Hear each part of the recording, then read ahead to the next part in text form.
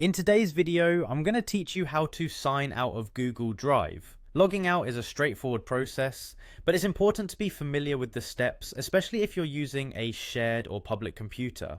We'll be going through this in a clear and detailed manner so you can secure your Google account with ease. So, let's dive right into the process.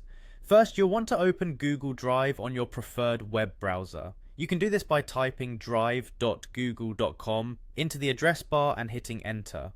Alternatively, if you have a shortcut to Google Drive saved, clicking on that will work just as well.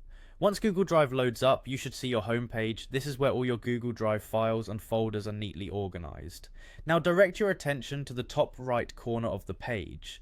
Here you should see your profile picture or just an initial if you haven't uploaded a photo. By clicking on this image or initial, you'll trigger a drop-down menu. This menu gives you quick access to various account settings and options. In the drop-down, you'll see an option that says Sign Out. If you're logged into multiple accounts in this browser, it might read Sign Out of all accounts.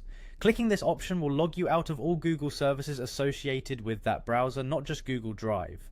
This is an important step to remember, especially if you're using a public or shared device. By signing out this way, you help protect your personal information and data from being accessed by others. It's worth noting that once you select the sign out option, you will be logged out of other Google services like Gmail, YouTube, or Google Calendar that are open in the same browser. Be sure you're ready to step away from your Google accounts entirely for the time being. If you want to log in again, all you need to do is re-enter your login credentials when prompted, and you'll be back in your Google Drive or any other Google service you use. And there you have it, folks. By following these simple steps, you can easily sign out of Google Drive, ensuring your files and personal data remain secure.